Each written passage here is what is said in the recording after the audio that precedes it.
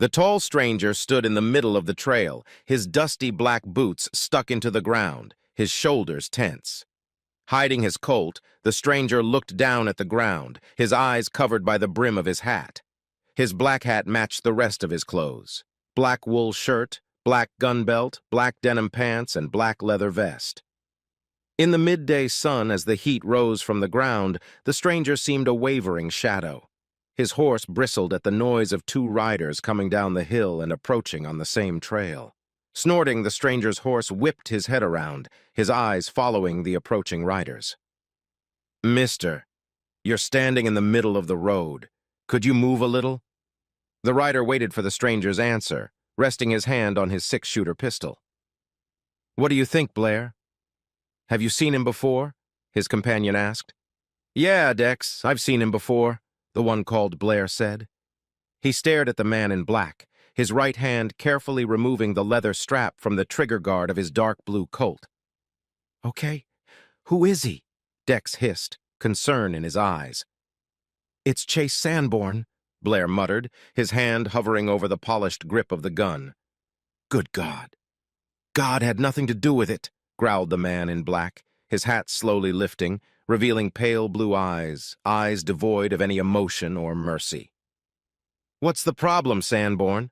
Blair asked, keeping his eyes on the stranger's hand at the gun. "Do you know a man named Jim Bartlett?" Blair closed his eyes for a second. "Yeah, I know him. Dex and I used to work for him before he sent us packing, wrongly accused us of deliberately losing part of his herd." "He's dead." "How?" "You should know, you killed him," Sanborn said. Dex's eyes widened, and Blair stared at the dark-haired man. "Damn it, I did it!" When he told us to walk away, I was relieved. Bartlett was an angry, embittered old man, angrier, meaner than a cranky sidewinder. The man named Sanborn slipped his left hand under his vest, his right resting on the black steel strapped to his hip. Blair looked up, his hand reaching for his large, dark blue Colt. Dex stared in horror as his partner spun around in the saddle, a red mist erupting from the center of his chest. "Blair!" he screamed, grabbing for his gun. Two .45 caliber bullets lifted him from the saddle. He landed in a cloud of dust in the middle of the trail, not far from the lifeless body of his comrade. Chase Sanborn stood motionless, staring at the carnage he had caused. He looked intently at the two men.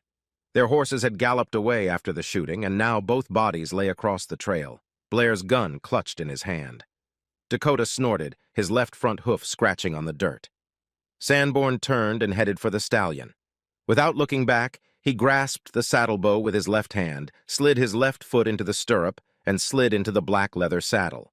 He wasn't worried about the two corpses. It was a well-trodden path. With a loud snap and a twist of the reins, horse and rider galloped away. "Why don't you get your nose out of that damn book and help around the house?" she squealed. "At least take out the damn garbage. Sometimes I think you love books more than you love your wife."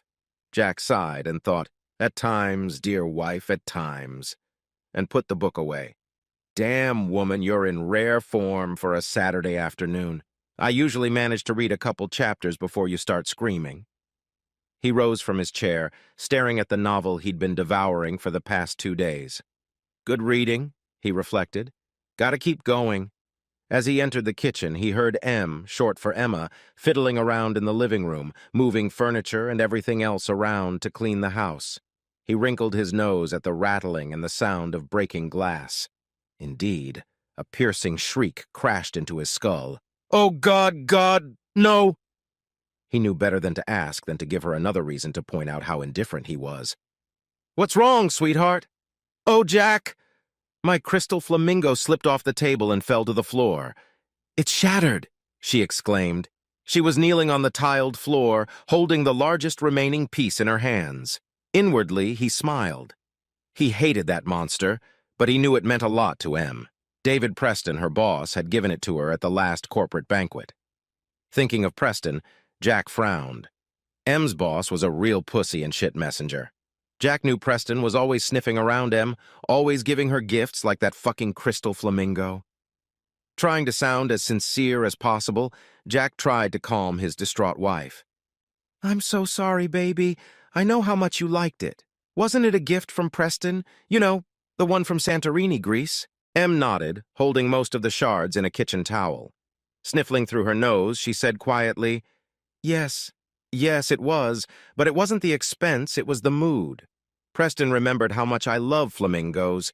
He's always good at it. Good at it? He asked a little too sternly. Emma turned and stared at her husband. He's good at what you seem to lack. He always knows what I like, she grumbled. Of course he always knows what you like, Emma. He's desperate to be in your cute little panties. At that moment, Jack realized he was in the shit. Shit, it's too late now. Emma's eyes narrowed so much that Jack could barely see those precious green irises, her face taking on an ugly reddish-yellow hue that almost blended in with her red hair. You shit! You bastard! You jealous asshole! You never liked David. You never gave him a chance. You always believe the worst about people and think he's always trying to seduce me. Well, I'll tell you something right now, Mr. Jackson. It's going to be a long time before you see those, as you say, pretty little panties again. A hell of a long time. In fact, sleep in the guest room tonight. The rage that had long simmered inside him reared its ugly head, and Jack couldn't help but smile and laugh. He knew it would only add fuel to the fire of the furnace known as Emma Marie Lee. Damn, Em, I can't remember the last time I saw those panties you think so highly of. Damn woman, you know. I'm thinking about the fact that we haven't slept together in, what, maybe 2, 3 months? Making love? Hell, I don't think we've made love in the last 6 months. Maybe someone else was the lucky recipient of your latent affection. You sure aren't getting anything from your loving husband now, are you? And God knows I've tried. Jack grinned and continued. A guest room? I don't think so, sweetheart. As a great philosopher once remarked, don't do it. If you don't want to sleep with your husband, you can. Move into the guest room. Staring at her husband, Emma blinked, her face pale, and quickly lost the red blush of anger. Her eyes widened, revealing those beautiful dark emerald eyes that Jack loved so much. A tear appeared in the corner of her right eye as she realized what her husband had just said. He had never spoken to her in this manner before, and she was shocked by his anger and resentment. Then the realization of what he had just accused her of hit her, and she jumped up, ran out of the room, and ran down the hall. A few seconds later, Jack grimaced when he heard the bedroom door slam and wondered for a moment if she'd locked herself out. Damn it, why couldn't I just keep my big mouth shut? He wondered. I can see why, you idiot. This has been going on for far too long, he replied hoarsely to himself. Soon he calmed down enough to contemplate a very unpleasant thought. She did not deny it. She did not deny the accusation of adultery. Suddenly his heart dropped as he became anxious, which meant no denial. Jack sat down and contemplated his next move. His wife was in the bedroom, no doubt crying her eyes out, and here he was wondering what would happen next. At that moment it occurred to him that his wife hadn't actually said she was cheating on him. Jack stood up and walked down the hallway. He saw that their bedroom door was open and assumed that she must have run to the guest room. However, that door was open as well. But the bedroom door of Amelia, their eldest daughter, was closed. Walking quietly to the door, he listened and heard his wife sobbing. Knocking gently, he spoke softly. Could we talk? Emma sniffed her nose and mumbled hesitantly. Please leave me alone. I'll be fine. Just give me a few minutes. As angry as he was, it broke Jack's heart to hear her speak so sadly, so miserably. It's okay, then. If and when you want to talk, let me know. There was no answer, and he turned to leave as she continued to cry. Shit, he muttered. It was about 6 in the evening when Emma went in search of her husband. She found him sitting next to his desk in the garage with the door open and Jack watching the surroundings. She stood in the doorway and looked at her husband sitting there. He had that look she knew so well. He was deep in his thoughts. And who knows where he was at that moment. She dreaded the answer. Jack! She called out in almost a whisper. Jack turned and looked at his wife, and a deep sadness came over him like a great wave crashing onto the beach. He knew he loved her more than anything in the world, and despite their problems, he treasured this woman. Yes, Em? Can we talk now? A lazy, crooked grin spread across his face, and he nodded. Sure. Why not? She couldn't help but smile at the man she'd married 21 years ago. just as handsome but with a few wrinkles around his eyes and a little more gray on his temples. Jack's deep brown eyes had always been mischievous, humor and love shining in them. Oh, why couldn't he have been more attentive to her needs like David, she thought. Thinking of David Preston made her blush, feeling guilty. Jack noticed the guilty look flashed across her face. Why should she feel guilty? He slowly got up from his stool and walked over to her. Emma noticed the change in his eyes and became nervous. Maybe now wasn't the right time for them to talk. Well, let's get this over with, Jack said. He had expected the worst. Okay, she replied, timidly. Together they walked out to the backyard where she sat on a covered swing the length of the couch. Jack looked at her and asked, "Would you like some coffee?" Nodding, she smiled and replied, "Sounds good." He went inside, turned on the coffee maker, and as he waited, he carefully watched his wife sitting on the swing, slowly rocking back and forth. Looking at Em sitting on the swing, Jack thought of the girls. They were both in school. Amelia had followed her mother's example to Berkeley, and Jackie was attending Washington State University. Since the girls had left home, the family had become tense. Jack was immersed in work, and Emma was also more involved with Preston and Sons, a prestigious law firm specializing in civil law and big business. Emma was the personal assistant to Douglas Emmett Preston's son, David Preston. Tall, blonde, with dark gray eyes, he had the confidence and predatory instincts to become a very successful civil attorney. And Emma was his latest prey. Jack was sure of it. Even if Emma didn't believe it. He knew she could be so naive at times. There was growing friction between them as she became more and more immersed in her work, and Jack could see his wife growing more distant every day. Jack poured coffee into 2 cups and took them outside, giving one to his wife. "Thank you," she whispered, taking the hot cup.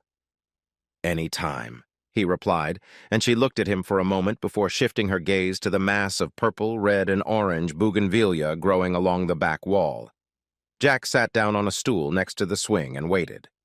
Sipping the hot black brew, he stared up at the sky, watching the lone jet leave a wide, white trail of steam across the vast blue sky, the only speck in its expanse. "Jack, yeah, I'm sorry." Jack swallowed and looked into his coffee, a thin trickle of steam rising from the dark brown liquid. "What are you talking about?" She closed her eyes and sipped from her cup before answering his question. "For making you think I was cheating. I didn't... Well, not physically, I guess." "Not physically?" She turned and stared intently at her husband, looking into his deep brown eyes. "I've never had sex with him, but I've, been with him." Jack didn't say anything, just watched the many expressions flicker across her face. She'd never been good at hiding her feelings. "He's asked me out to dinner several times. The last 2 requests I accepted. You were in Anchorage at the time. Do you remember the 3 weeks you were gone?" Jack nodded. Coincidentally, it had been 3 months ago when he'd noticed the chill appearing between them. He'd been sent to Alaska to check out a possible oil spill and increased toxicity in the Gulf, as well as any environmental effects. He always called her every day he was away and could pinpoint the exact moment she spoke differently on the phone. She seemed agitated, a guilty note in her voice. "I remember. You sounded different on the phone, like something was bothering you." "Yeah, I felt guilty after that first time. Last week, he asked me out again. I knew I shouldn't have accepted his invitation, but I said yes." "But, you didn't feel guilty after the second dinner? Did you have a good time? Was he everything you thought he'd be? Was he better than your humble husband?" "Jack, stop it. Yes, I enjoyed the evening, and he was a gentleman the whole time. We were just talking." "Talking?" Emma paused and stared into her coffee cup. "Yes, we were just talking." She knew the next question. "About what?" "About everything.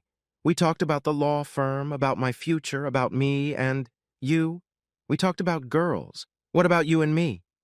He wanted to know how things were going between the 2 of us.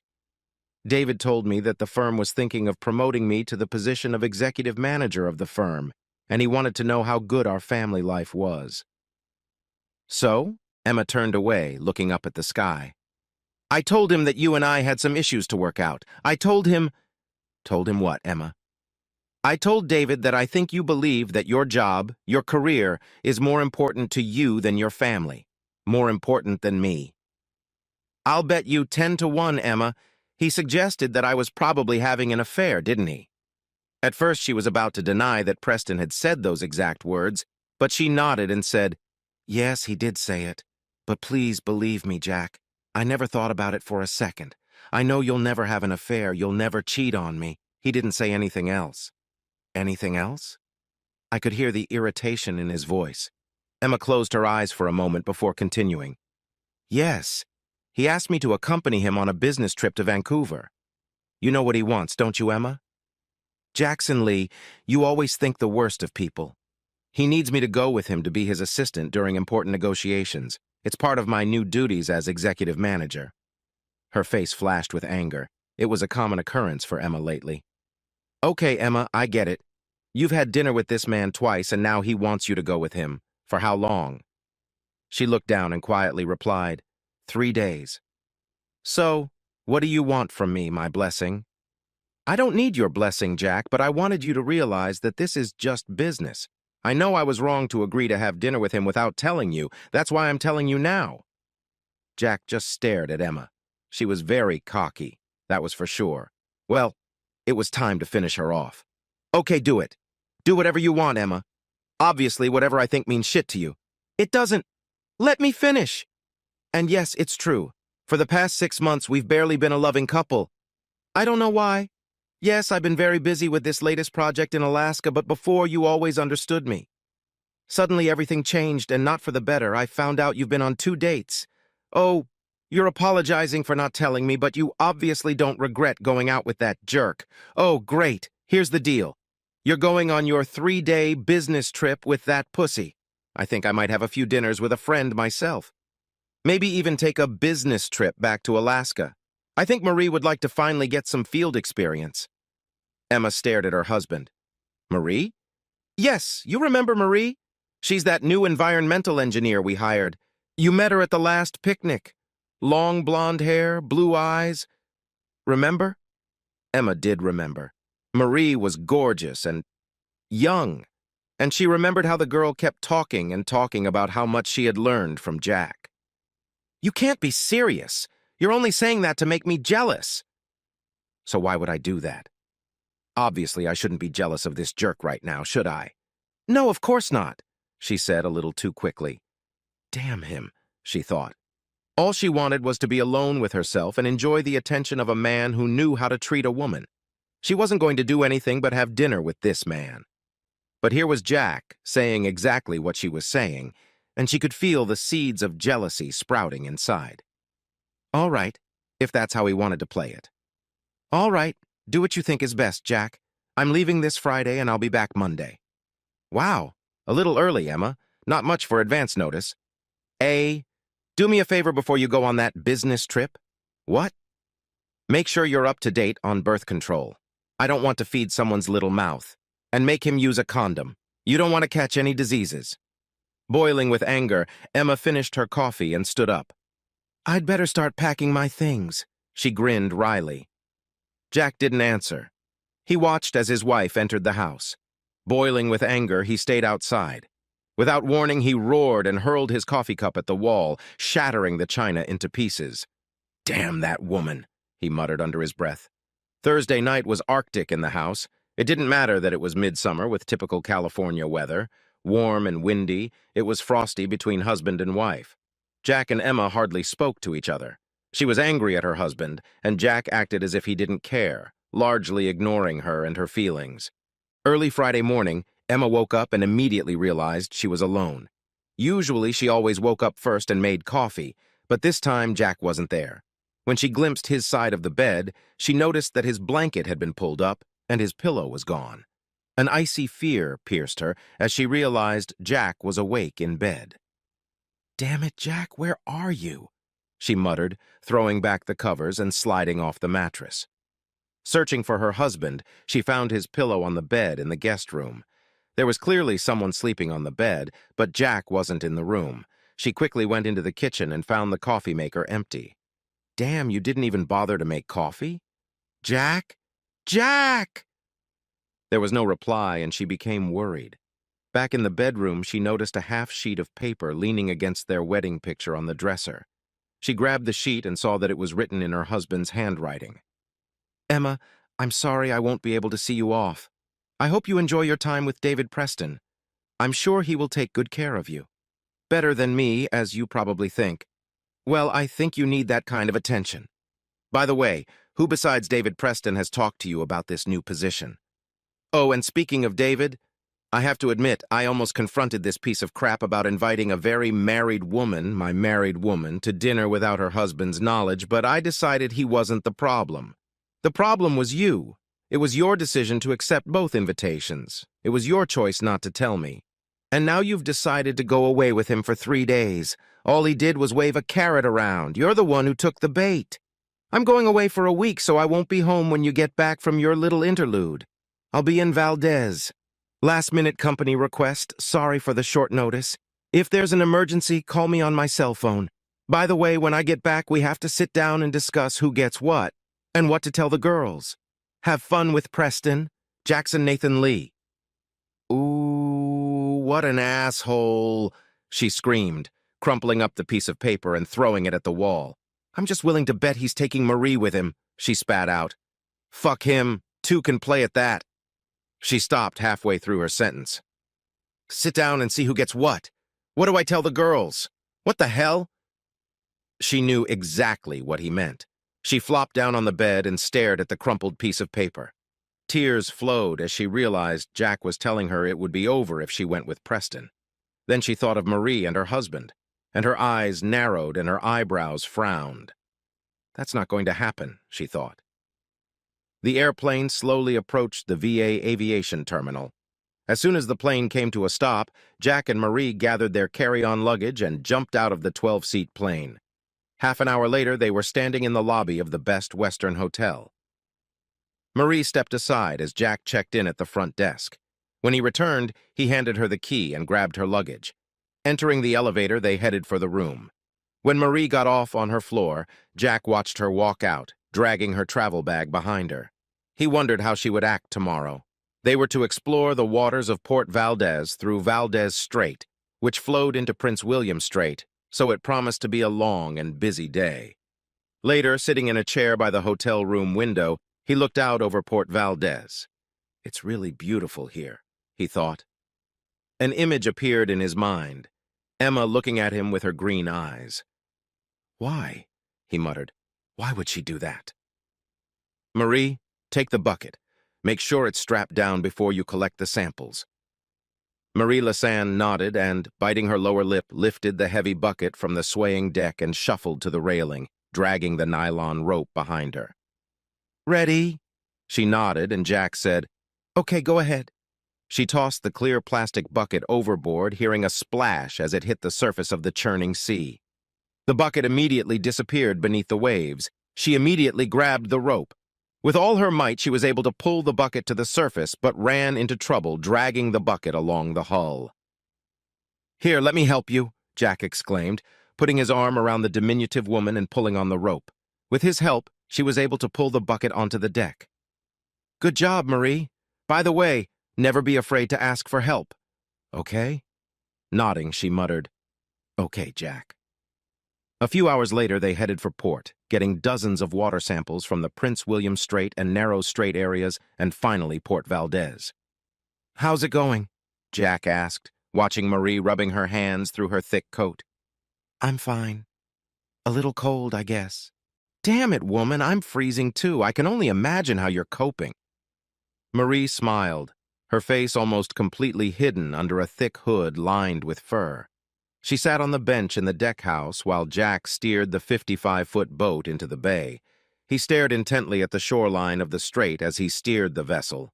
Her naked cheeks flushed brightly as she breathed in the cold air.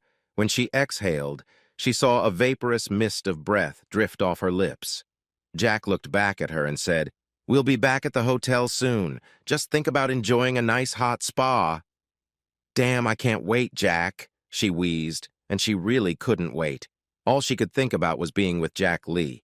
She knew he was married, but at the moment she didn't care. Jack and Marie had become close friends, and she knew that there were constant problems between Jack and his wife. She had noticed that for the past 3 weeks he had been quiet, not as happy and cheerful as he used to be. Then all of a sudden he had to go to Alaska and survey the surrounding waters for oil spills and toxicity levels. She was surprised when he asked if she wanted to do some field work, and she quickly jumped at the chance to accompany him.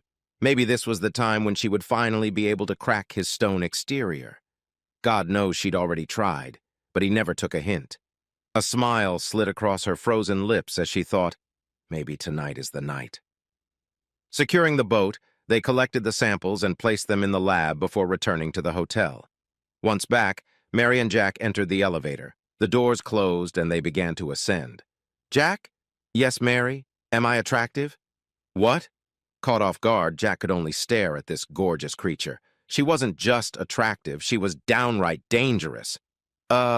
Yes, you're very beautiful.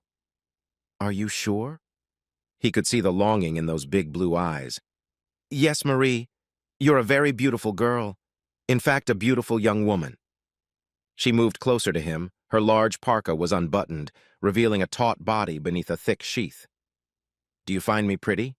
He knew where this was going. To himself, he smiled. If he hadn't been married, he would have done anything to have this incredible creature look down on him, but he was married, and he still loved Emma. Marie, I find you extremely attractive and very dangerous to an old married man like me.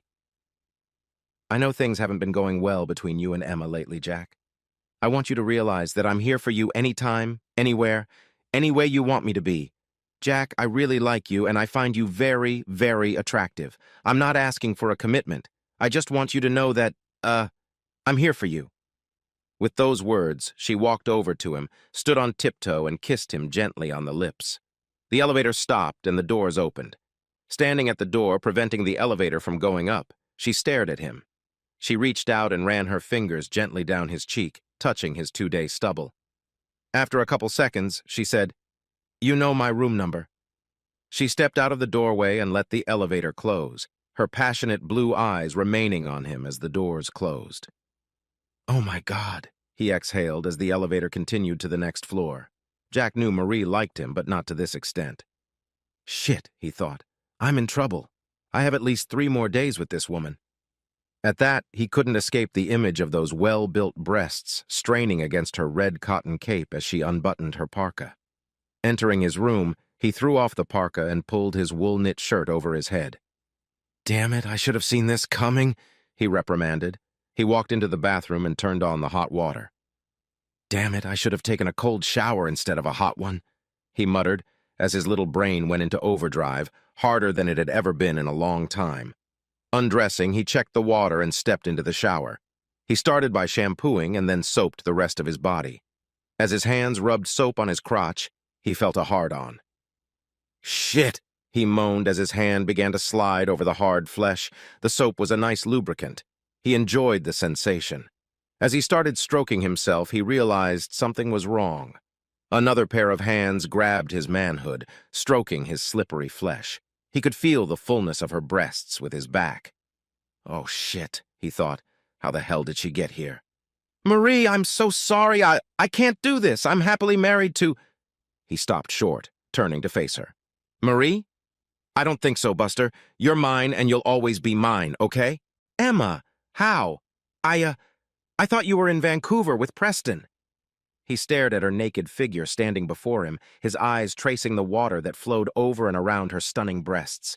He looked into the green eyes that glistened with lust. There are some things more important than business trips, more important than fraudulent promotions. You were right about David Preston. We'll talk about that later. I'm so sorry, Jackson Nathan Lee, my sweet husband. Can you ever forgive me for being such a stupid bitch? Since you're well-versed in the, situation, yeah, I forgive you. If you can forgive me. She moaned, pressing her naked body against her husband. It feels so good. Forgive you for what, darling? For not thinking of us. Emma, you are the most important thing in my life, not my work. I didn't make it clear. My stubbornness prevented me from showing the love I have for my family, for my wife. Please forgive me. Emma. Shh. I wanted this, husband. I wanted you to know that I am yours and yours alone. He bent down and picked her up. Holding her tightly against him, he pressed his lips to hers, his tongue wrapped around her tongue. Jack could taste himself, but he didn't care. All he knew was that he loved this woman. After they toweled themselves dry and continued their renewed lovemaking on the bed, there was a faint knock on the door. Jack knew who it was, and obviously his wife knew too. Afraid of her reaction, he looked up at her. She was sitting on top of him. She smiled and whispered, "Hold this for me. Hold it for me. I'll only be a second." She placed his hand on his buddy. Grabbing her robe, she strode to the door and looked through the peephole. Marie had showered and put on her sexiest outfit without a bra, wearing a bright red, tight sleeveless pullover over a very short white skirt. She knew it was brave of her to go to his room, but the young girl had planned it all out and knew this was her big chance. She smiled as the door opened. However, her eyes widened in shock when a beautiful red-haired woman peeked out from behind the door. "Marie, it's so nice to see you. I'm so sorry, but Jack is not well at the moment and will continue to be unavailable. Do you understand?" Marie couldn't say anything. She nodded and stared at the gorgeous, red-haired woman with the piercing green eyes. Smiling, Emma closed the door. She closed her eyes and took a deep breath. She realized how close she was to losing the only man she had ever loved. After reading his note, she realized what she needed to do. First, she called David Abrams, Jack's boss, and quickly arranged a flight to Valdez, Alaska. Next, she called Douglas Emmett Preston and asked about the executive director position offered to her by his son David. Mr. Preston knew nothing about it. When she explained to Mr. Preston what David had told her, he became apologetic. He told her that she was a very valuable asset to the firm and would not want to lose her. Nevertheless, she notified him of her decision to leave the firm. Mr. Preston said he understood and promised to write an enthusiastic recommendation for her. She then decided she would wait before telling her husband about leaving Preston and Sons. Emma turned and headed back to the bed. Looking into his eyes, she whispered, "I love you, husband." He looked lovingly into her eyes and said quietly, "Love you, wife."